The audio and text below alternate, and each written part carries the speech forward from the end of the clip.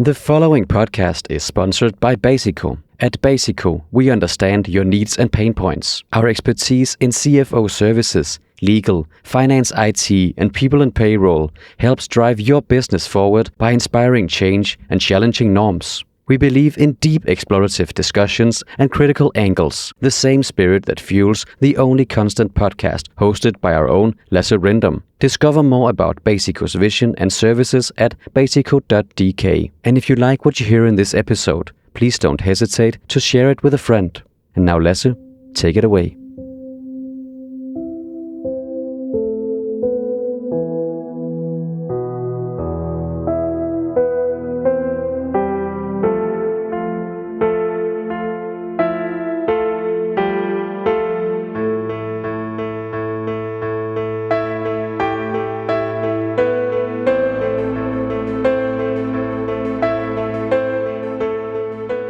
You are listening to The Only Constant, a podcast where we go beyond the usual discussions in technology and business and aim to explore more than explain.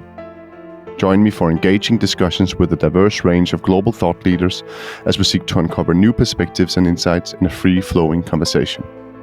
My guest today is Sue Turner, and I am your host, Lasse Rindom.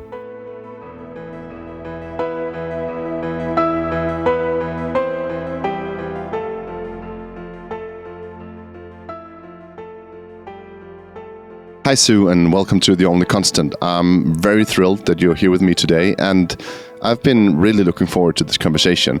Also because our preparation introduction chat was so nice, and you were so adept at cutting through the noise that I felt I really had to have you on the show. And I'm actually almost certain that you could run this whole episode and be explorative with yourself without even having me on here as well.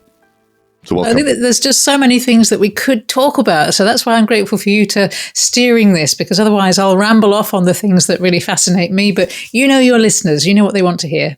And that's my point. I think that everything you have to say and everything you told me last time is exactly what everyone wants to hear. So let's get to it. So I recently just thought about this, right? That I thought about the what I call the Radiohead problem. and it's not really a Radiohead problem, but when I was very young, I listened to a lot of Radiohead. I loved the bands. I loved My Iron Lung. I loved the OK Computer. And then I looked so much forward when they said, we're going to come out with 2 new albums. And then they came out with Kid A, and I hated it.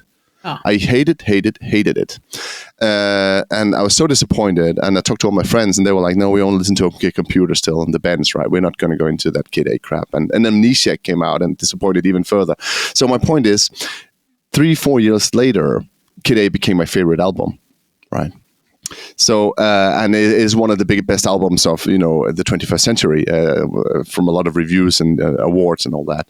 So my point is, where are we right now in the whole AI race, do you think? Are we still at the, give me back my old IT, or are we starting to love the new Kid A albums? Oh, I think we are at the stage where, it's almost like sort of an experimental phase in music where people go, what is it? I'm not sure. So, yeah, I'd say it's quite a good analogy. Some people are loving what they're using AI tools for. So I'll give you an example. I hadn't done any coding for a while. I needed to do some coding to analyze some data a week or so back. And I started using some tools that are AI driven. And I just went, oh my goodness, this is so easy. My life is easy. I am using these tools. I don't have to use that bit of my brain to remember all the different bits of code and all the little shortcuts. So sometimes people are in love with this new crazy way of doing things. But I'd say that's more geeky. I'd say the mainstream of people are looking at AI tools and thinking, what do I do with this? I just don't get what it actually is going to do for me. How's it going to make my life easier? How can I make these things mainstream in my organization rather than just, I need to draft a CV, or I need to draft a marketing report for the organization, something fairly superficial, really. How do I actually get this so it changes my organization? And in my world, we talk quite a lot about the stages of maturity for using AI. And so many organizations are stuck on stage 2, where they're just exploring, they're looking at what it might do, and they really don't know how to get beyond that. So that's certainly something we might talk about. How do you actually move beyond that?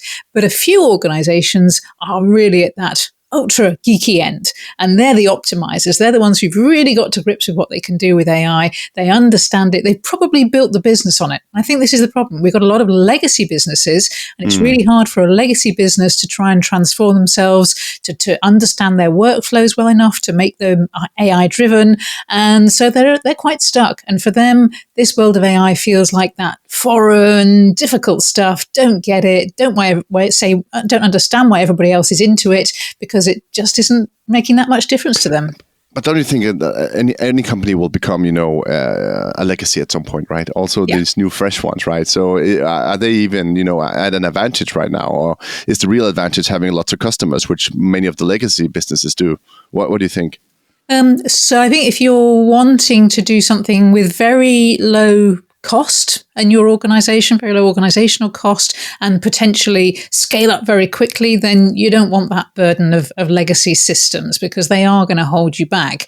But yeah, I love data. I mean, when I did my master's degree many years ago now, the professor of our course said again and again, if you've got the choice between a cleverer algorithm or more data, always go for more data. So that when I'm working with organizations, which might be, financial services organizations that are 100 years old, and healthcare organizations that got a lot of legacy, I always say to them, that is your gold dust. That is your moat that others can't get across. They can't get all that history, but it's also your anchor, to give another nautical allusion, because it's holding you back. It's stopping you from thinking, how do you make progress? So you need to have that mindset of the young upstart that says, hey, let's be different, let's be creative, and then do something useful with that data. But for a lot of my clients, they just don't know how to organize that data, and they don't know what to spend their money on. And the boards of those organizations are just saying, get us some artificial intelligence tools working by this time next Tuesday. And they don't like it when the answer comes back, well, first we need to spend a year organizing our data, because that's really dull and nobody wants to put money into it. But if we don't, then we haven't got the fundamentals. Because the problem is, if you have a lot of data, you also get deep seas and high seas and all that. The more water, the bigger the water body, right? The more chaotic the waves can be. The bigger the waves can be, and then the more disorienting to navigate it as well, right? So there's no easy quick fix for that. But that's the value is in that vastness, right? But that's also where the dangers lurk. Absolutely. And one of my clients is an engineering business, so global business, and they've got all sorts of engineering happening around the world. So they've got data being thrown off by devices, where they've got Internet of Things actually built into the device. So they're throwing off all sorts of data automatically from that. They've got other things where they're manually collecting data and putting it in spreadsheets. And it's that chaos of stuff happening all around the world. So when I get the central team together and they're saying, oh, wouldn't it be brilliant to do X with AI, you go, yeah, that would be fantastic. But first, go away, do the boring stuff, organize that data so it's secure, because of course these days we're all very worried about data security, but also so that you can do those more interesting things with it, build something interesting on top. But that's just the big these big data, IoT, all the mass of that data. What I'm sometimes flabbergasted by is that when I've had, and I think I've mentioned this on the podcast before as well, there's so many clients where we want to do something with contracts, because contracts are notoriously unstructured and very good for working with generative AI, right? But then when you go to the use case, they don't know where their contracts are. And we start to working, they're like, we don't know where they are. Some are in these drawers over here, like physical drawers. Some are on this computer at this work site somewhere, construction site, maybe we don't know, and the others we've sort of forgotten, but we're still working. So it becomes very pragmatic. Any collaboration wants to be pragmatic. That's agility as well, right? But this is liabilities, responsibilities, accountability, all of the contracts, right? The exposure of the entire company is in these contracts, and they're not even gathered. They're not even in a repository, central repository. And how is that? Why, Sue? Yeah, and then people will look at them and go, well, actually, is there any pattern in these, or are we doing things that are so different in our different projects that we can't translate something from one domain, one contract area and use it in another? And that's what I always say to people, just to really reduce AI down to its most simple terms. It's about computers finding patterns hidden in large amounts of data. And then we use those patterns to automate, to personalize, basically to predict things. And when you reduce it to that simple language, people go, oh, I see. So if there isn't a pattern in all my contracts, then I can't make a prediction. Absolutely. If stuff is just random, then you can't make a prediction based on random. And that's when you can trick yourself as a human with our various different biases to go, aha, I think with my superior brain, I am detecting some sort of pattern. But then you've got to say, no, let's subject it to some proper data analysis and see if the computer can find a pattern in it. If it's just your mind that says there's a pattern, then yeah, you're just fooling yourself to think you're being a useful human, which is nice. You know, we all want to feel useful, but actually sometimes we kid ourselves there's a pattern there when actually there isn't. But also, I think, just to get back to my OK Computer and Radiohead analogy, which I know is a weird start, but I think that are we still, having companies just sitting around wanting to listen to Karma Police and OK Computer because they know what that is, right? And they don't know what they're missing out on. And some of the other companies are sort of sitting down, listening to what this can do, listening over and over, because sometimes you have to get into something to learn about it. But how do we make people aware of what they're missing out? I think I used to say that people have to understand that they're bad persons to understand they need to improve, right? Is that where we're at as well with AI right now? That we need people to, one, understand and sit down and listen to AI, and secondly also understand that what they listen to is so last year.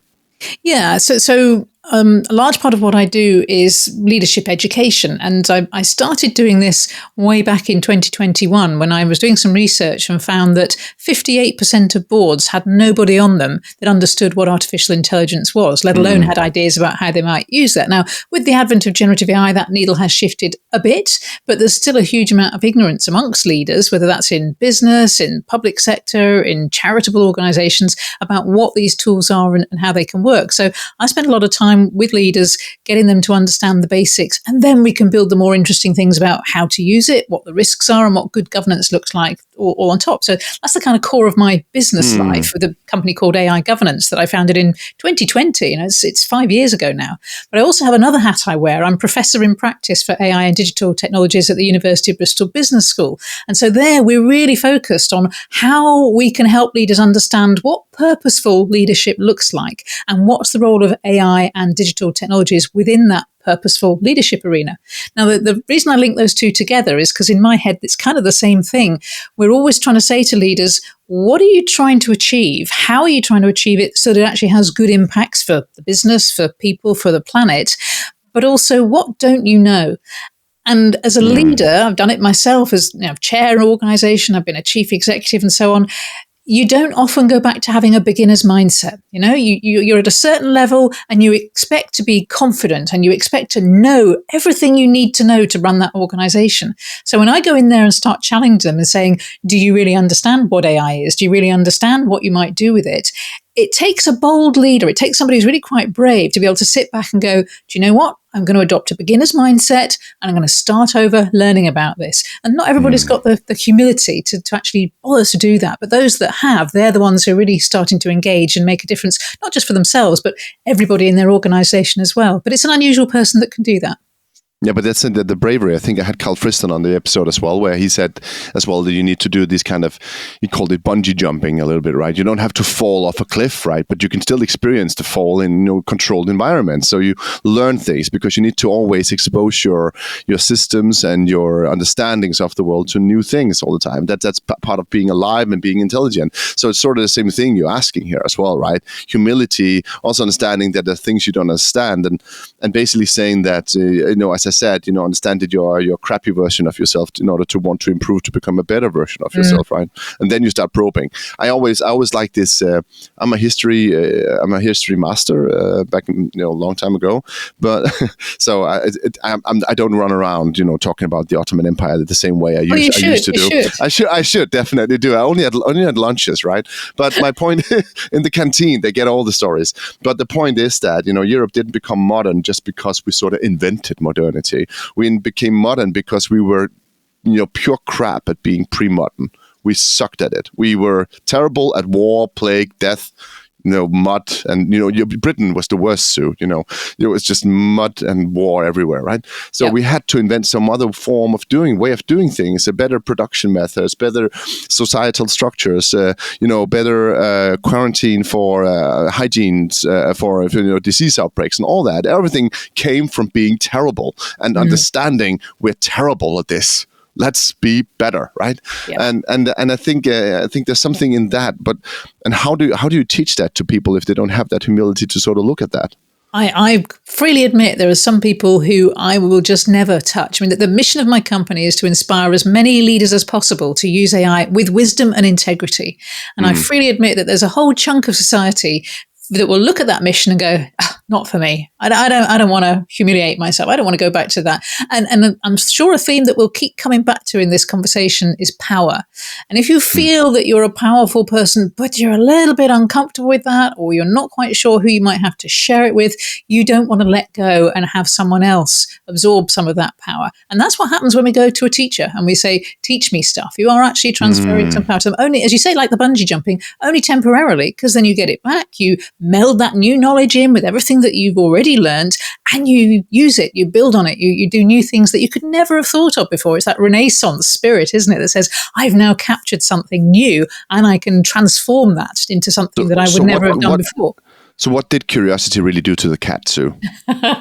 Well, nothing good apparently. But yeah, I don't have any cats, so I don't. No, but one of my point is it didn't kill it, right? Curiosity actually made the cat better, right? Well, not according to the legend, but maybe it was Schrodinger's cat. Maybe it was in both modes at the same time, and so it could be better and worse. I don't know. Oh, minds are exploding now. But Sue, there's also, to be honest, we're talking a lot about the positives of AI and starting to working with it, but there's also a lot of studies around saying that AI projects are under-delivering, right? You've seen these MIT studies, and there's been multiple others as well, right? I want to ask you, are these studies trustworthy, right? Because there's also some studies, I think, going the other way. I think a lot of people who's trying to follow along in academia right now will find a study proving anything they want with AI, right? Yeah. And what do you think is actually up and down here? How do you approach this? Because you're also a professor in practice, right? Yeah, and that's the fascinating thing for me is I get to combine the academic side of what's happening with AI safety, existential risk, and the practical side of responsible AI in businesses is actually being practiced today. So are these studies trustworthy? Well, it depends. So the one that came out from MIT recently was a study of, I think, just 54 leaders. So it was qualitative. It asked them, hey, what do you think about your use of AI? Is your pilot schemes actually producing return on investment? How many of them go into production? And so they were giving some answers, which were fair answers for those organizations. But then the media translated it into this headline of 95% of AI pilots fail to go into production. You go, well, actually, that's true for those leaders, but it doesn't mean we can extrapolate that for a bigger, proper survey, because that's not what's done here. But even if it was true, and maybe it is, that only 95% of pilots get into production, is that necessarily bad? Because one thing I always teach leaders is that AI, where we are at the moment, is very much at that R&D phase. There's very little that we can just pluck off the shelf, plug into our organizations and know how it's going to work. It's just not set up to do that where we are right now. So therefore, this is not buying software. This is research and development.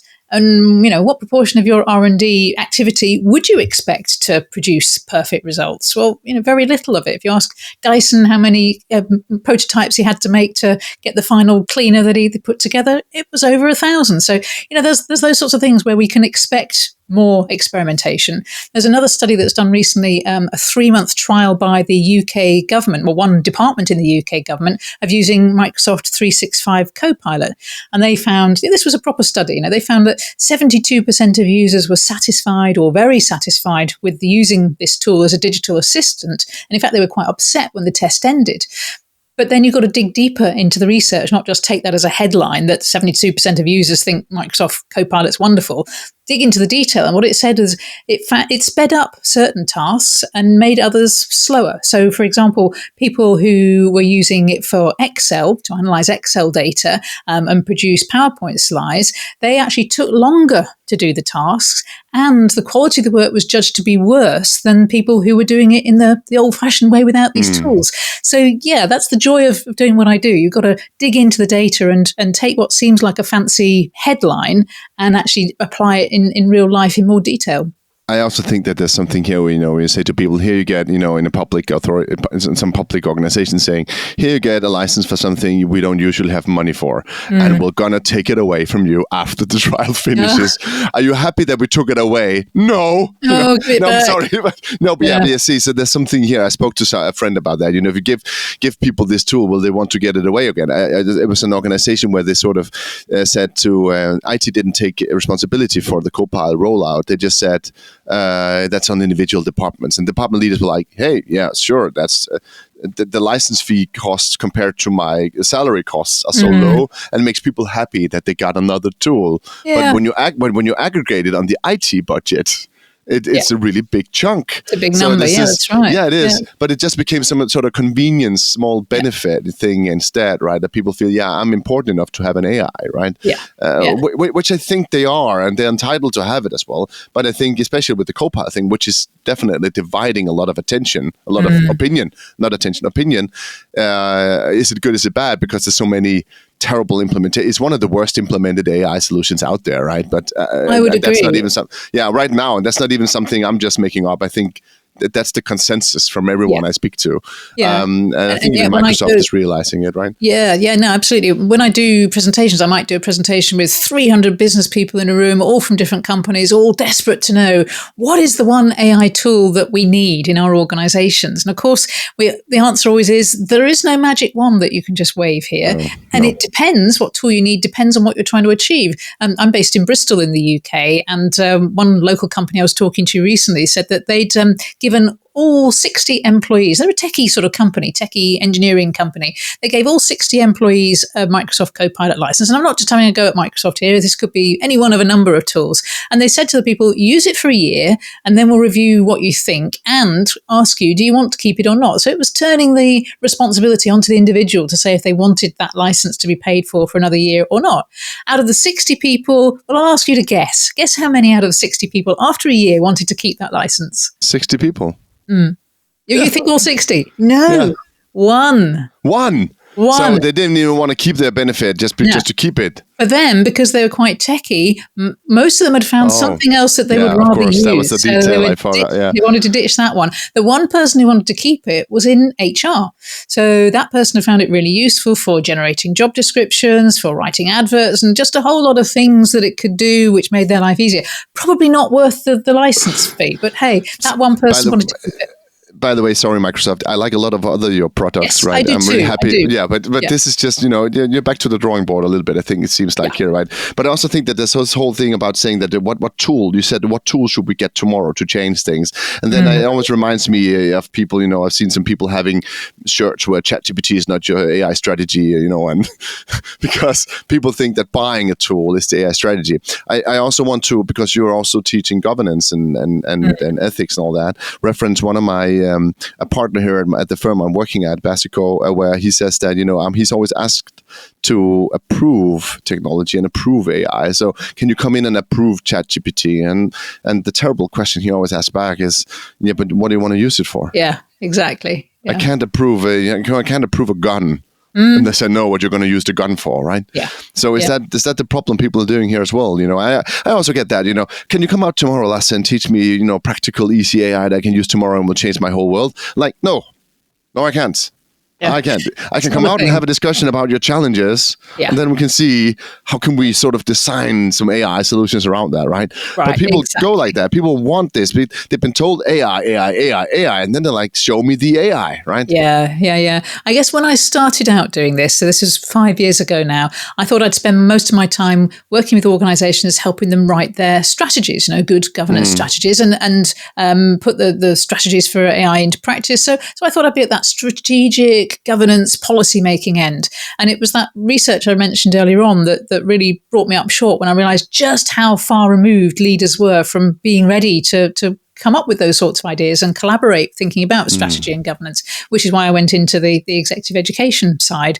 But I do still do the strategy and governance piece as well. One of my clients at the moment has just written their first AI strategy. So they've emailed me a copy across to do a review of, and I'm in the middle of doing that at the moment and looking at it and thinking, yeah, they've got lots of good in here, But it's a little bit like the EU AI Act. They're trying to foresee all the different things that might happen with the technology and write that down into a policy so that they've got everything covered. So with your gun analogy, they're trying to imagine all the different ways this tech might be used and say, you can do this, but don't do that. And of course, it's not going to work. People in real life will do things that they haven't imagined they might do. So the policy needs to be much broader. Yeah. Absolutely. Yeah. Mm-hmm. So that's exactly this 4C thing. You're sitting around, it becomes so synthetic instead of starting with the challenges, starting with the opportunities, starting with that discussion around who are we as a company, right? And getting deep into that. I think that's where every AI strategy should start, not by looking at the AI, right? This, I've said this also before on the show that I've been approached by, master thesis students from the Copenhagen Business School and from the University of Copenhagen, where they have frameworks where they have AI at the center. I'm like, no, AI is at most, a background or a tool you can attach, but at the center is, business value, business challenges. You have to make sure, what are you focusing on and what is it you're trying to solve? Exactly. Right? What problem do we have that AI might help? That ability to predict, personalize, and automate could actually transform something. I always have a 10-step approach to getting organizations started with AI if they're not even on that place at the moment. And the first step is always those problems. What could be solved using AI techniques? And then the second thing, because sometimes they get really stuck on that and just don't even know where to think about that. So the second thing, which quite often becomes the first, is data. What data do you have in the organization where as a leader, you just have that hunch that there's gold hidden in there? And that actually was part of my pathway to getting into this arena, because I was chief executive of a charity back in 2018. And we had lots and lots of data in the organization, which I wanted to be able to analyze. I'd heard about natural language processing, so one type of AI that's brilliant at analysing the sort of unstructured text that I had.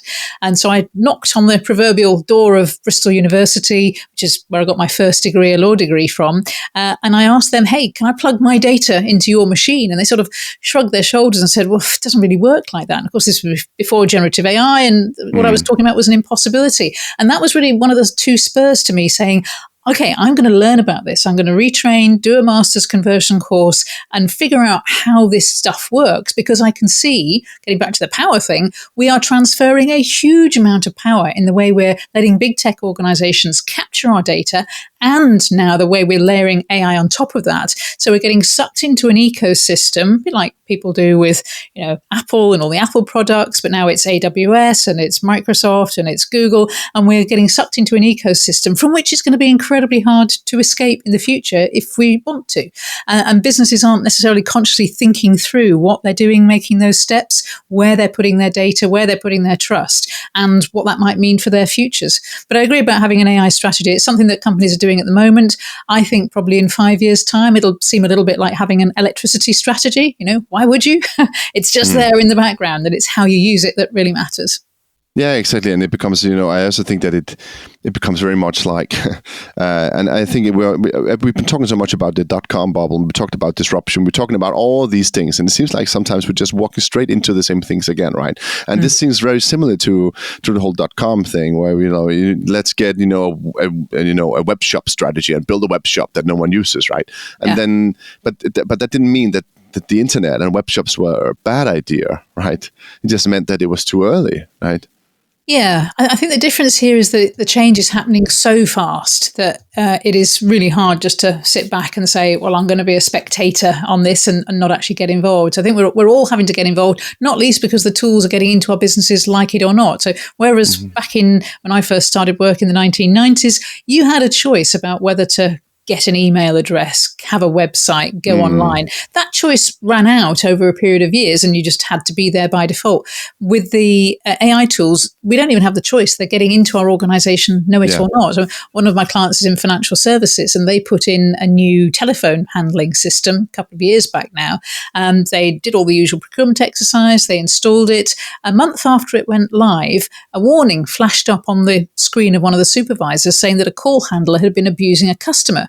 And so they called, the supervisor thought, oof, this is strange. This is not the way we behave in this company. So the call handler and the supervisor had a conversation. What's this about abusing a customer? Oh no, that's Mr. Smith. Mr. Smith's profoundly deaf. So I was raising my voice to be heard by him, and he was raising his voice because he always talks like that on the phone. So fine, no abuse of the customer. But hang on, why did the system think there was? Well, the answer, of course, was AI. It had sentiment analysis built in that was analysing the tone of voice as well as the words being used. And from that, it had made the prediction that this was abuse of a customer. Now, the fascinating thing there was that at no point in the process of procuring that tool had the company been told that there was AI built into that phone system. For me, that should be outlawed. It should be absolutely mandatory that third-party vendors tell us when AI is in the tools that they're selling us, what it does, and it should be switched off by default until we agree that's what we want and we want it to be switched on. But, that's not the law anywhere in the world at the moment, which is a real frustration for me. Yeah, that's the whole thing we're talking about is shadow AI right now as well, right? It's coming in everywhere, and people both the things that people are using, but also the things that your software is suddenly using that is exposing your data and your transactions and your interactions and all, and like you just explained, right? It's also part of the shadow AI, right? Well, yeah, and again, it's the power thing, isn't it? It's, if I'm a third-party tool vendor and I decide I'm going to upgrade my tool so it's got some AI built in, I'm making those decisions. I'm taking the power and I'm then implementing it and saying, right, you, my customers, either I'm giving it to you or whether you like it or not, or I'm saying those of you who pay me a higher level subscription can now have this tool. So it's all about those games that organizations are playing, which is fine. It's capitalism. We live in a capitalist society and that's allowed. But I think that they wouldn't harm those companies to be more transparent about what they're doing and give a bit more choice in what they're doing as well. Yeah, I think that we usually, what I'd say is typically right now in an AI world, right, where everything is becoming commoditized and commodity and so rapidly, I think trust and an involvement of your client and all that, the degree of trust you can have with your clients is more important than ever. And that's why I also think that it seems a little bit short-sighted for these software vendors to just do things like that, because you can actually build software quite quickly right now that mimics and looks like and does sort of what they're doing, right? So they don't have to do this too many times before you sort of skip them, do they? I think, did you see the WeTransfer change of their policies? But it's not the same exactly the same thing, but sort of, right? Where they changed their policies reasons to say that everything you do with WeTransfer, every content, they can take it and use it for AI training. Wow. And this is a service where you just upload a file. It's there for 12 hours. They just do that. Someone else downloads it. It doesn't do anything else for you. And they're saying we will steal everything you have and use it for AI training. Yeah. And I'm like, well, you know what? I'll invent my own WeTransfer. I'll just do something else. I really don't need WeTransfer anymore. I just realized, right? And LinkedIn as well. LinkedIn have made it so that they can use the stuff we put on there to train their model. Honestly, I think they're going to get mostly crap from that. Yeah, well, it could be a bad thing. But we can opt out. But they've made it really difficult to find your way through to do the opt-out. So again, make it easy for us. Folks, if you think what you're offering is a service that we want, then make it easy for us to opt out, and perhaps do the other way around. Make it an opt-in if we actually want this service that you think is so valuable to us. Put your money where your mouth is. And WeTransfer built that reputation on being the simple way to transfer whatever document you want. So I think they'll shoot. The simple, trustworthy one as well, right? It's all, and I think the whole incentivization of the services, right? It's just I'm a little bit flabbergasted that we're still sort of sticking up with so many tools that we think have just LinkedIn doesn't even give me all the things I want to see anymore. They're still the best one. Most of the other social media platforms are not giving me my friends or my followers anymore. They're just giving me something suggested and ads. I'm like, but here, slop, exactly. And you're like, when did I accept this? And even Google, right? You can't even trust Google anymore, and Google search. So it seems like the product's just getting worse and worse. And at the same time, we have this AI saying that I can help you do it, build it on your own faster and cheaper. So I'm just saying, it seems like there are two trends here sort of counteracting a little bit. How do you see that? I think, unfortunately, too many people don't understand the nuances that we're talking about here. So if they see Google search and it's got that little paragraph that's AI generated, they're not stopping to question that. They're just saying, oh, well, that's very helpful. Thank you very much. That is the truth. I need dig no further. Whereas you and I presume the audience listening, they will sort of say, well, hang on a minute, I'm not sure that this is true. Where's the evidence for it? And then you click on one of the links that's down below that summary and you go through and you go, no, that survey that you've just said tells me, 5 out of 10 people think whatever. It doesn't actually say that at all. And I'm going to dig further and do my own research because you're not telling me the full picture. And people say, oh, AI and Sam Altman has said AI hallucinations are not so much a problem these days, but that's wrong because fundamentally the large language models that we have these days are built on making stuff up. That is what they're programmed to do. That is how they work. But I can't tell you how many leaders of businesses I've been talking to, and they'll say, "Oh, isn't it wonderful how these tools will find the truth for me?" No, they're not finding the truth. They're just sticking some words together. Yeah. But I see the other half as well, where they're like, well, it hallucinates, I can't use it. So I have that as well. And that's where my problem comes in, because, you see this image generation of maps and, I don't know, put the planets in order and all. I've done a post with that as well, where I'm like, guys, everyone can see this is crap. And then I ask AI just to check the image, see if it's correct. And it's like, no, it's not correct. There's these errors. And like, guys, just put in one more recursive loop, please. Yes. Okay. You have the tool to make it just better. You don't have to throw crap at people. And the Google search results don't even get me started on that. Have you?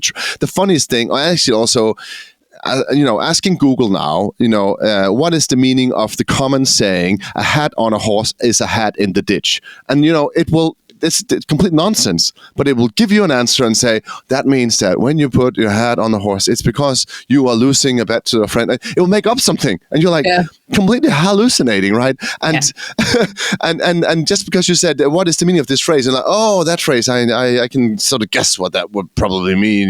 It's something with a horse and a hat and a ditch, and who doesn't know that? But I just made that up, by the way. I don't. It's a good one. I like it. It's a good one. Let's do that. Yeah, exactly. Don't throw the child in the well before it's burned or something. We can do more of those. That's a bad one. But my point. But Sue, you should do that. Try that out. And then I'm just so flabbergasted that they can put things out there with no recursive loop. And just tell people that this is a product that you'll probably maybe find useful. We don't care. Here are some ads. Yeah. And what fascinates me is the degree to which different companies are trying to make the world a better place or just trying to make some money. And as I say, capitalist society, no problem with organizations making money. When you make a profit, you pay taxes and that pays for schools and hospitals and all the wonderful things that we want in life. So that's okay. But the ones who are actually putting time and attention into thinking about safety and trying to make their tools better, they're doing some incredible work. I was really, really lucky this summer to be invited to go to the a conference in California, which was all about human compatible AI. And it was a big conference, lots of people who were incredible academic researchers, many of them working in businesses rather than actually working in academia, were all sharing their papers and their thoughts about how they're trying to make these tools more responsible, how they're trying to make them safer, how they're trying to make them aligned with human values and human goals. And I just thought it's so wonderful to be in this bubble of people who care about trying to do it right.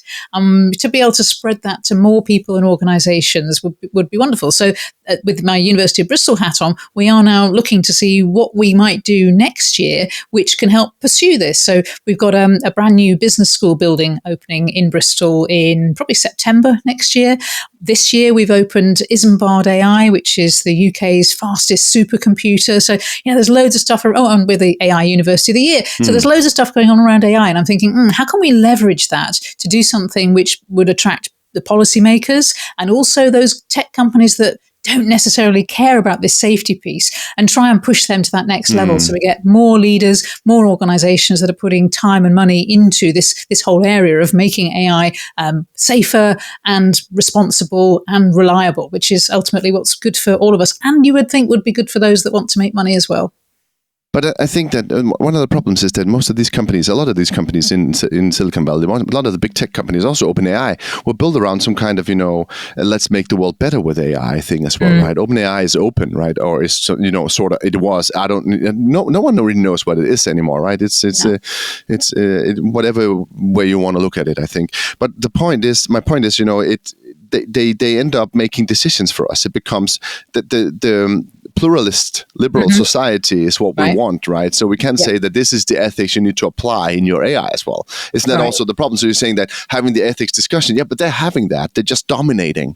Yeah, I mean, I think there is another side to that, which is the AI for good movement. So the United Nations has a whole stack of activity that happens all year round, and then a summit in Geneva in July each year, which is all around AI for good. And that is a fantastic movement of people, some of them, the big tech players, but ordinary people, researchers, people from all parts of the globe, all coming together to say, how can we actually change this dialogue? How can we actually have more people involved in saying what's good for the planet, what's good for humanity around AI use? Now, I went there in person in July this year. The last time I've been there in person was 2023. There was a big difference between 2023 and this year, which was Americans. Way, way fewer American companies and American individuals in the room this year compared to 2 years ago. Why? Because of the agenda that Trump and indeed Musk brought in, saying that, we don't want to have this woke nonsense and, let's just make lots of money and go for growth and so on, which, they're entitled to do. Trump's elected and that's his mandate. Okay. However, the other big difference was the presence of so many more people from China, policymakers, engineers, companies, data scientists, AI policymakers, flooding into the vacuum that the Americans had left. And they have policies, they have views which they are now bringing to the fore. And the United Nations will be listening to them because, whoever's in the room gets to put the stakes on the table, gets to say how the game's going to be played. And so I really think that's a mistake by the Americans to denigrate the UN when it comes to AI for good. And they did it again last week at the UN General Assembly, where the UN General Assembly was coming out with all sorts of ways of trying to bring consensus together about what we ban in terms of AI and what we allow. And the Americans basically saying, nah, that are rubbish. You don't have a mandate. We don't agree.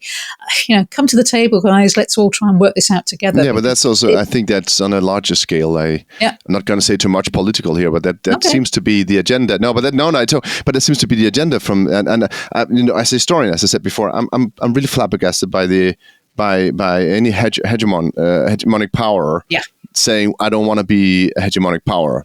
I'm leaving the power room. Yeah. I'm like, when did that ever happen before? Yeah. That's just that confuses me. Yeah. Are you still in control? Do you still want to decide what's going on? And they're trying to say to us, supposing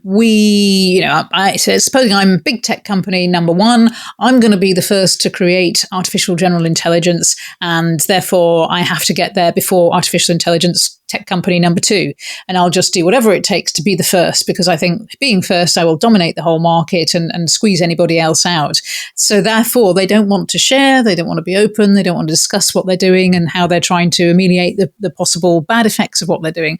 So it is so short-sighted. And that is, imagine that was with nuclear weapons, or nuclear power. We'd be saying, no, you've got to come to the table. We have to share information. You can't just do this in a vacuum.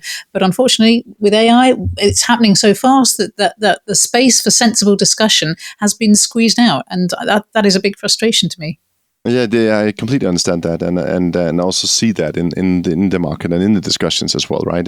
But I also think that there's another perspective on this, that AI might be democratic, right? Everyone has the same AI. I like that, the analogy from smartphones. Everyone has the same. No one can have a better smartphone than me, so it's very democratic that way. The smartphone technology is not like Elon Musk can buy a better smartphone. He can buy the same iPhone as I can do, to some extent, right? It's almost the same because the market is commoditizing so quickly. But the power to build these AI systems is increasingly associated with having lots of these very expensive NVIDIA chips, right? Yeah. And are we blind to the implications of this here, right? I've called it before some kind of, the no code is someone else's code, right? The cloud is someone else's computer.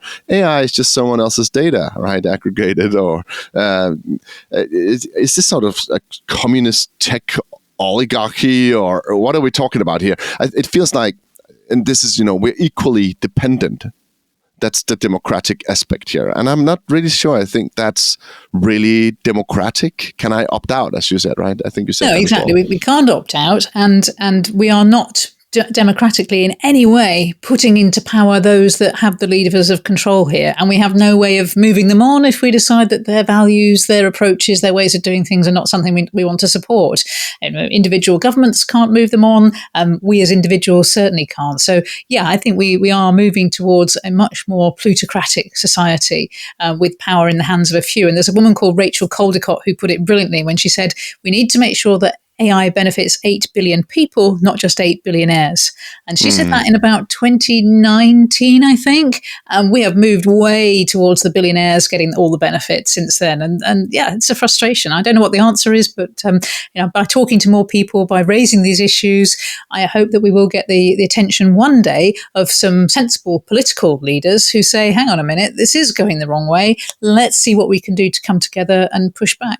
Yeah, I think that we were sort of. I feel today, slightly blind from my youth, where I was, I loved Google. I was a Google fanboy. They gave me things for free. It seems so democratic, and so opening up the internet, all that. Whoa! And now I'm like, hey! What did you do with my data and my emails? And what did you promise me? And what are you not delivering? Or how are you using it for your own benefit? And does neutral tech even exist? I know this is you already answered this, or sort of it doesn't, right?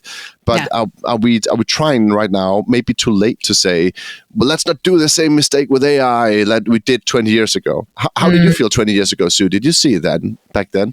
So I guess I was optimistic then in my youth that what we were doing at the time with tech and the internet was going to be more positive than negative. And it did seem like there were tools that we were laying out and opening up for everybody to use.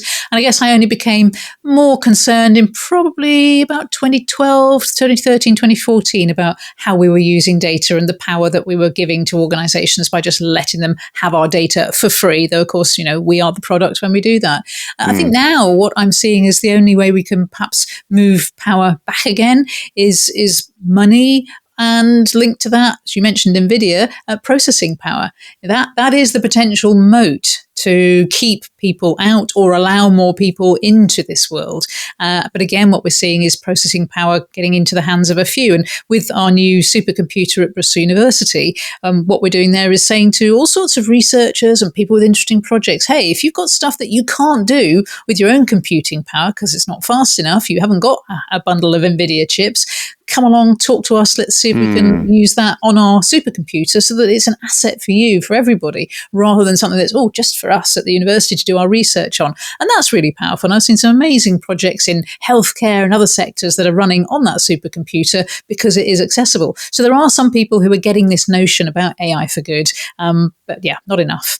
No, but it's also just, sorry, I know it's a great initiative. We also have it in Denmark, but it's just a drop in the ocean of, big data centers growing like crazy, right? Here, we have a supercomputer in Denmark, one of the largest in Europe, I think, but it's like so small compared to whatever Meta just bought yesterday or whatever, it doesn't really matter. It, isn't it? Yeah, if we've got 500 of the latest NVIDIA chips, you're talking about companies that are wanting to build data centers with 100,000 of them. So it is a completely different order of magnitude.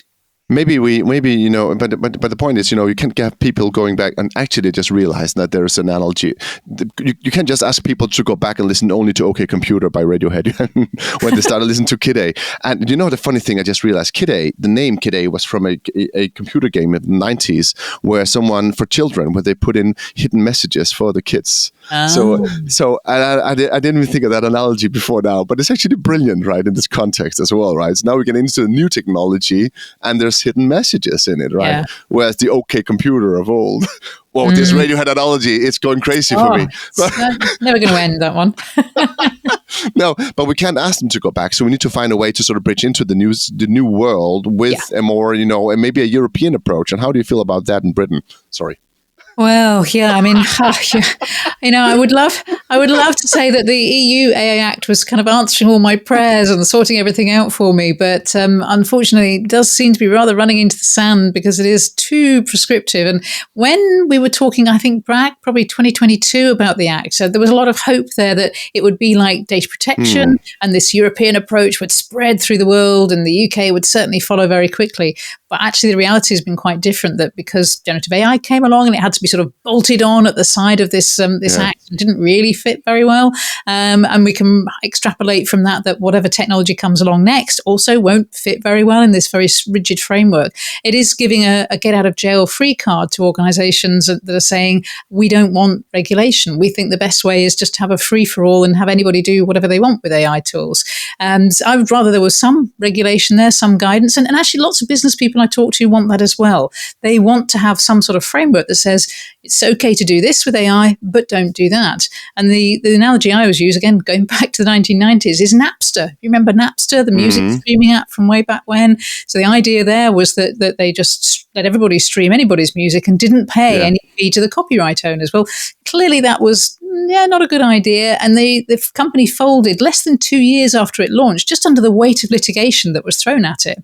So now leaders will say to me, we don't want to be the Napster. We don't want to be the one that does something because we can, and then either the law changes or there's so much litigation that it drowns us. So they want guidance that says, these are things that are okay to do, but don't do these ones. And then there'll be a grey area in the middle that they've got to figure out for themselves. At the moment, the grey area is too big and it's too confusing. Yeah, but we don't want to just say Napster is illegal, right? We want someone to say, hey, we need a Spotify, or we need a Google Play, exactly. or we need someone place where we can buy our music, right? Yeah. Can please help us do that instead, right? I think what I'm missing from the regulations is that they seem to not build, standards or uniformity. There's so many things that we could start working on instead, saying, or maybe I've been asking for this for a long time, instead of giving me more digital regulation, what about giving me digital identities, digital driver's license, digital email boxes across the whole union, right? What about making some standards so we get, data quality up, public data, data repositories where we can do things. The reason why we have so many, right now there's a lot of studies also in Denmark on,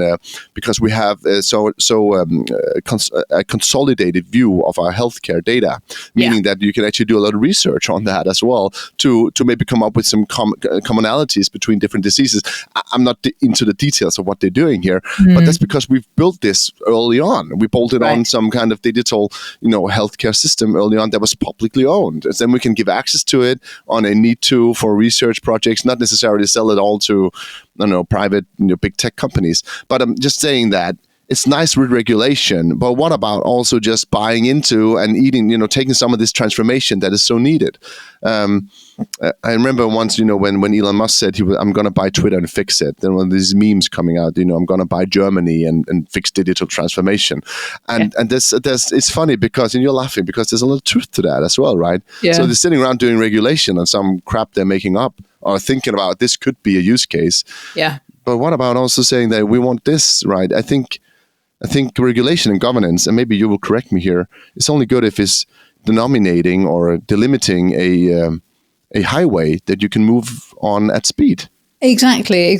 So that's what we want, is that sense of what are the rails that it's safe to be in, and then where it comes to grey areas, you may have some discretion about what you do and what you don't. I'm reading a science fiction book at the moment called Superior Intelligence by a guy called Greg Ratajic, if I'm pronouncing his surname right. Sorry, Greg, if I'm not. And that's, a point in the future where we've got a competition between a human and a super intelligent AI system to be the leader of the world and try and sort out all the world's problems. And, that's an interesting exercise to, read in bed at night and think about these things that might happen. And it doesn't actually seem that far away when you're in this sort of world that we're in and talking to people who are leaders in this sort of technology. Yeah, sometimes this science fiction actually just seems very adjacent to current culture and current thinking, rather than when I read science fiction, Dune or whatever, going back couple of decades, that seemed very far in the future. The world of science fiction, I think, is pretty close to what we might be doing. And again, talking to some of those researchers out in California, some of them are saying to me with clear eyes, not feverish and, in a cult, is very clear-eyed, saying they firmly believe we will have artificial general intelligence in 2 years from now. And that really, again, just changes things potentially hugely. And because we haven't got the governance and the ways of collaborating globally ready for the type of AI we have today, we won't have any hope of getting ready for that AGI coming along in 2 years' time. And that's what worries me more than anything. We can manage with how we've got things set up today, but that next generation of AI will need a lot more governance and a lot more collaboration. Yeah, but I still think that this whole, I think that one of the things I've realized I have to say the most when I go into meetings is that, the world exists, right, guys? There's a world out there. It's brownfield. It's not greenfield. I don't care what AGI you'll have tomorrow. It has to integrate into everything. I have AGI right here next to me. I know I have a very smart person here, but he can't change anything anyway because there's some value streams, some work streams. I don't know anyone who in 2 years' time will say, there you go, AI, have all my endpoints from my SAP and have fun. That's not going to happen. That's just not going to happen. I don't know. I worry that people they're looking for a magic wand. As I mentioned, when I go into those conferences, people are looking for a magic wand. And I think they would be fairly easy to convince to just say, hey, this is going to solve your problems. This is going to make you such an efficient organization. This is going to make you a lot of money. And then they'll be suckered into giving it a go, and they don't read the small print. And before they know it, the machine has taken over what they were attempting to have human control of. Okay, but then they will be the Napster or they will be the .com bubble, right? I just think that the whole, I think Lorian Pratt on my podcast, I don't know if you know Lorian Pratt. She invented decision intelligence, but she said that machine learning transfer, she's actually quite splendid that way. She's doing two different little bit disparate inventions. But she said that, AI is the only business technology to have its own Hollywood genre. And I think there's a lot of truth to that, and a lot of hype and a lot of money also in that, right? And I think there's right now a lot of money, built on the assumption that we will get these AI agents to sort of communicate with each other losslessly, right?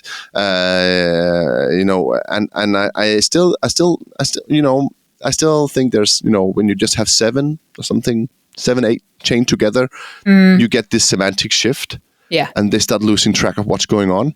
Mm-hmm. And if that keeps happening, then, I'm just saying, if we can't find a way to overcome that, then we won't get AI agents at scale in 2 years. Then we're going to get a bubble in 2 years. And then maybe in 10, 20 years, we'll get AI at scale. But I'm just saying, I don't think this is something that will be solved tomorrow or in the next couple of years. I think this takes longer. I think it takes time. There's a world out there. It needs to integrate into that. And I don't think they've fixed all these issues yet. As you said, while they're talking AGI, Google is putting out a Google overview that's just hallucinating like crap, right? We just spoke about that.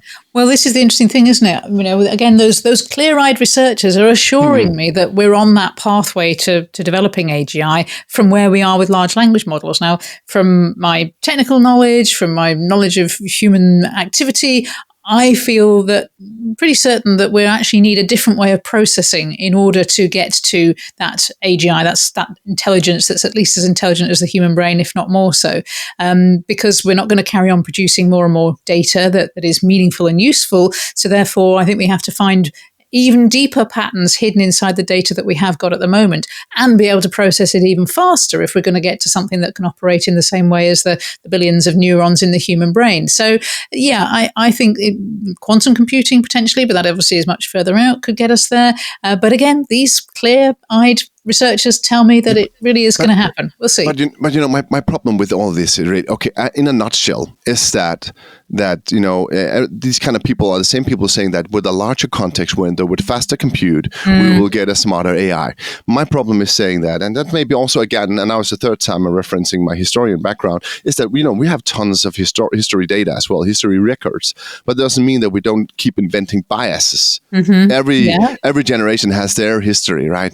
And I think it's the same thing here, right? So even though you give them more data and bigger context windows, you will not get them to become unambiguous. They will choose, they will be biased, they will choose the wrong things, you will disagree with them, and then it won't be AGI. We will kill it. We will not be okay with it because we decide what's good. And I think they're missing out on that. I think it's so deep into the tech that it's missing the whole contextual picture of what builds society, what drives, decisions, and how we've killed anything that didn't agree with us over the course of history. Like, even things that are very similar in intelligence levels to us, right? Like each other, right? Yeah.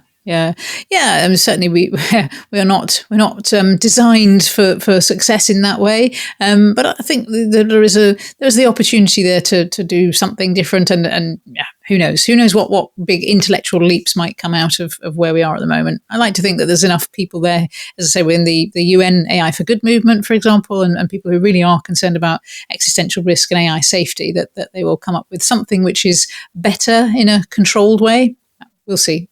No, but I have no doubt that the technology will get better all the time. I'm just doubting that we'll ever get to a point where we don't have the aperture problem or the problems of not knowing, or knowing the unknowns and not having problems with biased tech. And I think the dream is to have an unbiased tech, and that's where I think they're completely missing the point about technology and everything in the whole world, right? And everything about the whole human existence and basic entropy as well. Actually, you can't really get beyond that. No, exactly. And I guess I don't strive for a world where there's no bias in tech, because I think it's just inherent in taking a sample of anything that our samples are, statistically speaking, going to be biased. So for me, the question is not can we get rid of the bias, but how can we recognize the bias and treat it in some way so that whatever outcomes we're aiming for are fairer.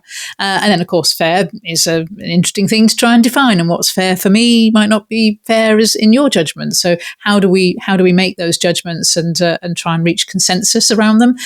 When I look at some of the work that goes on AI ethics, which is where a lot of the stuff about responsible AI started 5 years ago, we were looking there at frameworks and philosophical concepts and so on, and that was good. But what we've evolved now into responsible AI is much more grounded, much more practical and easy to use for organizations in everyday life. And last week, Monday, Tuesday, Wednesday, we had the big Responsible AI Summit in London, and that's something that takes place every September time, and we have an amazing time, people getting together and discussing these ideas. When we first started this a few years ago, there were about 50 of us there, the hardcore, if you like, the geeks. And then the year after, there were about 100. This year, about 200 people in the room. So, it really is an area where people are growing these ideas. And what's fascinating is seeing how things are changing. So where, again, 3 years ago, people were experimenting with ideas about having AI ethics committees, that's now changed. And people don't really talk about AI ethics so much as talking about, responsible AI and how they've diffused responsibility through the organization, or maybe they've still got it centralized, and how they're tackling some of the issues. And the common issues coming out on this year were particularly around our suppliers. So we might have a third-party vendor that we've turned to provide some piece of AI equipment for us, or a tool or a system, whatever it is, and trying to get them to be transparent with the organizations that are taking responsible AI seriously is the tough thing. So you may have your own policies, practices, values that you hold, but trying to decide if your vendors are actually on stream with those, or if they're actually wandered off to do something completely different that you'd rather they didn't do, and therefore you shouldn't buy your equipment from them. That's really hard to get that information. So we'll see how that evolves next year as well. But that just also seems so granular, right? And we just came from, the AGI discussion, Sue, and then into this responsibility with third-party vendors. It's so granular, right? And I think that's also one of my reasons for saying that I don't believe in the AGI agenda necessarily, because things are granular, things are dirty, things are full of friction when you get close into something nitty-gritty here, right? It's not AGI. It doesn't matter. It's a capable system, but it has to be applied to purposes and regulations and responsibilities and right. Yeah, but I guess I'm not as negative about it as you are. In fact, I'm on the positive side, I suppose, of thinking that because there's so much money and talent being poured into finding a way to make AGI happen, I would be surprised if they don't crack it in some way. Now, we may not think of it as proper intelligence on the same way as the human brain works, but I think they are going to crack something which is an order of magnitude better, quotes, better than LLMs. And I think the money going into it, and just thinking about the brain power, if you go back 10, 20 years, 70% of AI and data science PhDs were working in academia.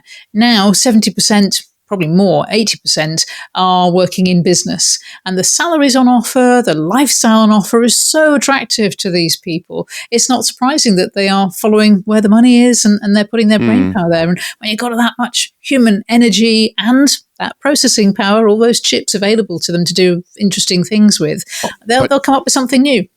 I'm not at all questioning that we'll come up with something new and that there will be massive breakthroughs as well.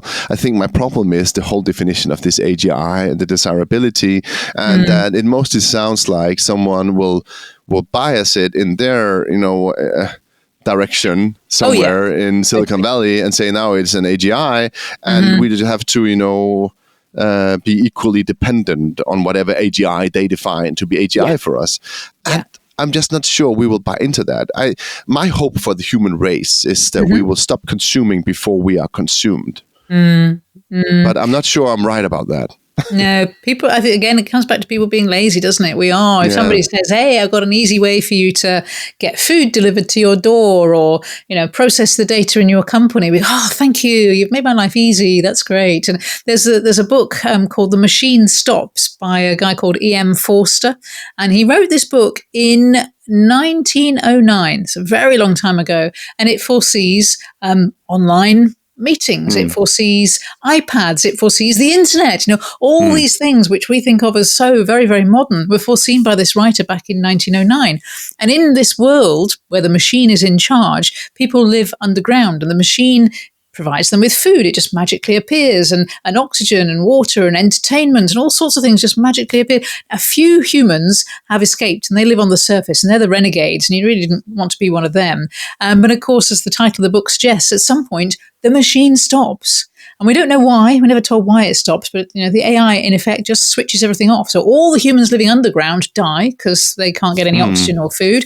The few renegades on the surface, well, we're not told what happens to them, but we're kind of led to believe that somehow they carve out a life for themselves without being controlled by the machine. So maybe that is the allegory for our time. Artificial dependence intelligence instead of artificial general intelligence, maybe. So so you work with responsible AI and technology, right? And you've spoken a lot about that as well, right? But how do we start, right? Should everyone just kick off with a big compliance conference?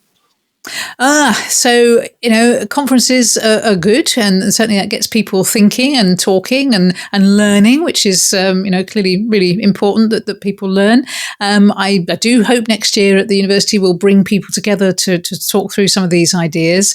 The UN, as I said, is doing fantastic work bringing people together. The problem, I think, with conferences is that there's always some group of people who are not in the room, who are not represented. Just to give you one example, one of my clients is a Southern African bank. And I'm really aware when I'm working with them that the sort of values and norms and social constructs that I'm aware of in my Western world are not necessarily appropriate for their environment. So if I'm talking to a bank in the UK or America, they'll be talking about using AI to cut down the number of people that they employ and be more efficient. Talking to the Tanzanian bank, they're saying, oh, hang on, no, part of our social purpose is actually creating entry-level jobs for people. So we do not want to use AI to get rid of those entry-level jobs. That's fundamentally against what we stand for. So if you haven't got the diversity of voices and different viewpoints in the room, then a conference can be a trap because it makes you think that you're finding the right answers that suit everybody, and chances are that you're not. Yeah, but also just not necessarily a conference, but so we start with a compliance workshop. We discussed this earlier a little bit as well, right? So we start by discussing what's allowed and what's not. Can we approve this technology? How do we start, Sue? How do people start getting into AI and start working here? Yeah. What should be the first thing you do? Yeah, I have a framework which is the 8 stages of good AI governance. And in those stages, we talk about what people need to think about. This is really practical in their organizations, not at government level. First stage is about committing to a responsible AI framework. So having some sort of framework where you check off each individual AI use and say, what is the impacts? Who's going to govern it? Who's going to be accountable for it? And so on. Just working your way through a framework. So you've got to commit to something like that. There are various different ones you could pick. Second stage is having an inventory. Most organizations do not have an inventory of where AI is, either directly created by the business or in third-party tools. Really basic stuff. So get yourself an inventory. The next stage is all about stakeholders. So have the leadership ask questions about who to engage, who really are the stakeholders who ought to be listened to in this debate and discussion. And then there's a whole lot about communication. Do we really seek to educate people about the way we're using AI and communicate well so that we're building trust. So none of this is about saying yes and no to different use cases. This is just about having control about what you're doing. Yeah, absolutely. Absolutely. And controls, security, regulations, evaluations, that's all in good AI governance. The bit where you might say no to some AI uses is that responsible AI framework. So that's where we work through what are the impacts that this tool might have, and are those impacts something that we think are good or bad? And they might be impacts on the business, our employees, the environment, wider society. Some organizations do impact assessments for each AI use case, but many organizations are not even on the page of doing that yet. But that's certainly something I recommend that organizations do so that they're thinking it through consciously. Just to give you one little example, we're seeing lots of organizations stripping out those junior level roles, the entry level jobs, and stripping out middle management jobs because they're automating processes. Fine, AI can be brilliant at doing that. So what we're doing is moving from a pyramid shaped organization, which we're all very used to, it's how organizations have been shaped for years, to what I call a skyscraper. So this kind of vertical sided thing with roughly equal numbers of people, top, middle and bottom, which may be very successful for organizations. My question to them is, are you consciously, deliberately creating that skyscraper, or are you just falling into it? And then in 5 years' time, when there aren't many entry-level jobs around, say, oh, we didn't know that was going to happen. You can predict it's going to happen. So, do it deliberately, do it thoughtfully, do it conscientiously and on purpose, rather than falling into it and then saying it was some accident that you didn't intend. Yeah, exactly. Because then you won't get in seniors without any juniors, right? And then suddenly you have this attrition in junior level, and then suddenly the skyscraper just falls because you don't have a broad base to stand on. You don't have anyone who knows your business and what you're doing, your clients, what it's all about, right? Yeah. I mean, maybe you come up with another way and you say to yourself, well, actually, we will just have a few people at the entry level and we will choose them so much more carefully than we used to in the past, because we won't have the big pyramid to choose from. We'll nurture them, we'll choose them carefully, we'll keep them in the organization, we'll fast track them up through those middle ranks and they will become our leaders of the future. Right, that's conscious, isn't it? That is deliberately setting out to have a different structure of organization. And then you shouldn't fall into that trap of not having leaders of the future. So, yeah, I think it's to me, it's as leaders, we're neglecting our responsibility if we just blame it on the tool. The algorithm made me do it. No, it didn't. You chose to use the algorithm, so choose what's happening in your organization and be conscious about it. Make some short-term steps, that's what I'm hearing, but also the long-term things you can actually see, you should take them seriously, right? Yeah, take responsibility for it. Don't say exactly. The algorithm made me do it. So the classical consultant question here, right, that we sometimes ask clients, right? If you had a magic wand, what would you want to change in the AI market tomorrow? Okay. So it's got to be tomorrow. It's pretty soon then. I guess then that for me would be two things with the type of AI we have at the moment. First of all, would be really useful out-of-the-box AI tools. Open source, so we can see what they do and we can understand them. And that might be things like where we started, actually, things that organize my data better, sort out the chaotic data I've got. I'd love tools that would really understand the workflow, a manual workflow or a typical workflow we have in an organization, and be recommending to me how I might automate that and really enable those automations. So that's the first thing, out of the box, open source AI tools that actually are useful on those behind the scenes boring things that we've got to get right. So not Google overview, you will not keep that. No. Thanks, no. And the second thing for me, if I had that magic wand, would be, to go with the magic, a crystal ball. I'd really like to be able to foresee where we're heading. Again, that conversation we've just been having. Where are we heading? If we're heading for doom, if we're heading for a terrible world with AI, then I kind of think it would be good to be able to foresee that and then hopefully head it off. So another book I've just finished reading is If Anyone Builds It, Everyone Dies. Wonderful. I just spoke about that just before our conversation. True story, actually. And when one of my colleagues said, you should discuss that book. And I haven't read it myself, but now you're bringing it up, so it's brilliant. Yeah, well, I just finished reading it the weekend, and it's very gloomy, and it does basically say we're heading for doom unless we have a ban on everybody trying to create artificial general intelligence, which just doesn't seem like the world we live in. So I would like to have that crystal ball to foresee, are we definitely heading for doom, in which case perhaps we can get that moratorium and pull on the big handbrake that stops that sort of research. If we're not heading for doom, then what are we heading for? So a crystal ball would be pretty handy to have right now. And I guess if you could only choose one, you choose the crystal ball, right? Yeah, I got to, haven't I? Yeah. Yeah, but what if you want to root out something that really annoys you? What really, grinds your gears, Sue?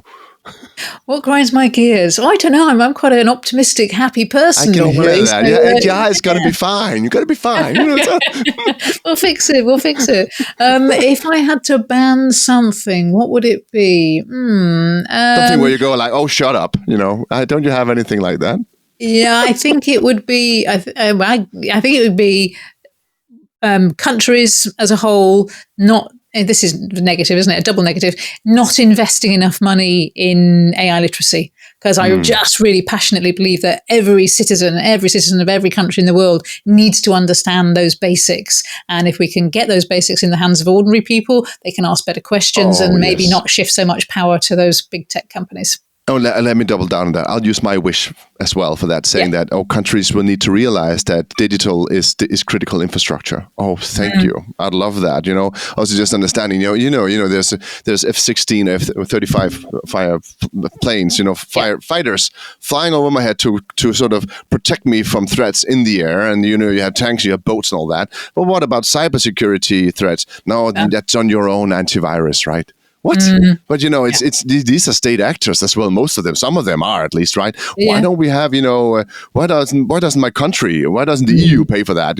There's just some things here we don't really realize. We're privatizing all of that. Saying no, rails should be on public hands, streets should, but all this digital crap. Oh, let's just put it in private hands. I think if we just realize that digital infrastructure is critical infrastructure, and then realize also that AI and AI literacy or digital literacy is critical, education. Oh, please, I'd give my wish for that as well. Okay, good. We're a team. That's excellent. Yeah, great. So let's find that genie. Okay, we're heading off. Okay. No, but Sue, this has been a great conversation. I've been really happy to have you here, and I have only one final question left for you, which I'm really actually interested in hearing, because I think you go in so many different directions in both your optimism, but also your tech interest and tech savviness, and your governance understanding, and your academia. So I'm really interested to hear what you're going to answer to this question. Reply to this question. This question. Yeah. Are you ready for it? I'm ready for the question. Go. So, Sue, what is the only constant? For me, the only constant is power. And the variables are who has it and how much of it they have and whether they're willing to share. And what we're seeing in the modern world of AI is a ceding of power to big tech companies, and the use of AI and the use of our data to push more and more power into the hands of those few, those 8 billionaires rather than 8 billion people benefiting from what we're trying to do with technology. And to me, it's a really unequal exchange. We like to have an exchange of power where I might give up something because you're offering me something in return that I value. The problem, going back to talking about AI literacy, is that not enough people really understand what this technology is doing. They don't understand enough about how they are giving up power when they share their data so freely. And so it's not an equal exchange here, because we're not valuing the things that actually have a huge amount of inherent value put into them. So technology might make my life easier, but I'm giving up a lot of power. I'm ceding power in order to get that. And the thing that really worries me here with this power exchange is, at what point does my lack of agency start to be eroded? What does it mean to be human? What am I doing eroding that because of the amount of power I'm giving up? I'll give you just one little example here. There was a guy in the UK last year who was offered a job working for our tax office, Her Majesty's Revenue and Customs. And he had 6 computer vision interviews during the process of getting the job offer. Never in the process of getting the job offer did he speak to a human. So maybe a very efficient recruiting process when you've got the automations very quickly going through all the candidates, selecting the ones that go to the next round, the next round. Yes, make that job offer. But what has that done to the agency of that job candidate? Well, it's removed it completely. That person's never had the opportunity to find out, what is it like working in this company? Will I like the people I'll be working with? What's my boss like? All that's been shifted. And so that is the constant for me. Power, who has it? who's willing to share it. And at the moment, the power really is shifting way too much into the hands of that tiny number of people and organizations. So if we can find ways to influence them to see that the benefit for their businesses, yes, for their governments, for their leadership, is in sharing power even a little bit more, then that stops us eroding agency and stops us fundamentally changing what it means to be human. That's a really great answer, and an answer I fully agree with as well, Sue. I think that we need to understand what is actually at the heart of, a democratic, pluralistic, power-diffused society. What does it mean to have agency? What does it mean to have a somehow, in whatever always limited will, but still sort of free will, right? And I think those discussions, they seem so fundamental that people have forgotten them. And I think they're more important than ever. And I think that's also what resonates so much in your answer. And it also touches back on a lot of things we've spoken about bias, which is also power in the data. And, I'm always reminded by at least the notion I ascribe to Michel Foucault, right? So that there's no powerless room, that you can, even though you're anti-power, you're still exercising power, just in a different way, right? And it ties into the whole subject of sustainability as well, and looking after the planet, because how much stuff do I actually need? How much power do I really need to live a happy and fulfilled life? Well, I don't need everything. I don't need every resource in the world. And if we are going to have artificial general intelligence at some point in the future, if we're modeling the behavior that says suck in as much as you possibly can and keep it all to yourself, that's not a great model that we want the technology to follow. So we need to set a better example ourselves. That is the worst thing, right? Wonder what if our AI becomes just as greedy as we are, right? What if that's the AGI, right? What if that's what it reads from the data? That's what we're teaching it. Yeah, absolutely. Yeah. So we need to set a better example. And my point is that when you look at people who have learned this lesson, when they've got to the top of organizations, whether it's in politics or whether it's in business, and they then get to a point where so many of them become enlightened and they suddenly have this moment where they say, I can afford to give away a lot of my wealth. I can afford to share power and be more generous and bring on the next generation in my organization. And you go, you could have realized that years ago. You don't have to wait until you have everything in order to have that revelation. Yeah, like Hinton and all the rest. So now I don't need any funding for my AI projects anymore. AI is evil. AI is, then you're realizing it. What's going on? But did you see Del Toro, The Labyrinth of Pan? Have you seen that movie? It's 15, 16, 17 years old, something like that. Have you seen that one? Where there is a monster in it that's all pale. And it has the pale monster, I think it's called Pale Man or something like that. It has eyes in his hands. But it's just, so when he's sitting at a buffet, a lavish buffet, and then the child eats an apple. And when you eat something, you cannot eat anything in there. But when he eats it, this man awakens and wants to eat him, and he doesn't have any hair. And what animal doesn't have any hair, right? What creature is sitting with this lavish table, being so consumed by having it? It's a terrible way to end this episode, but it's a great analogy. I like that analogy for humans. I always sometimes think, how would any rabbit or dog think of us? This weird, hairless, greedy creature who wants to eat me. Yeah, absolutely. And we can do better. That's the point. There are wonderful people, there are wonderful organizations out there that do model a better way of doing it. So that for me is the hope, because I am an optimist, and that there are enough people who've gone through either that greedy phase in life or never got into it because they recognized there was a better way of doing things. And they, when we talk about what does it mean to be human, they're the ones who will get those positive messages out there and inspire people to be their best selves, as the young people might have it. Yeah, but you can only, as you said in the beginning, right, only understand that you can be a better person if you understand you're also a crappy person, right?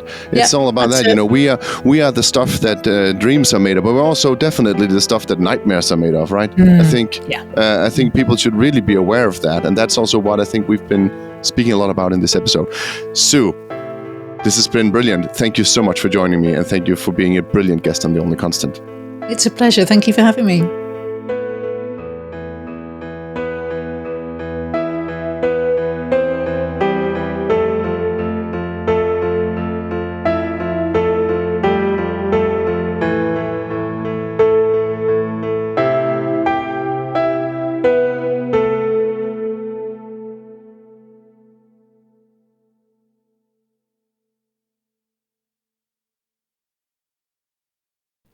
Thank you for listening.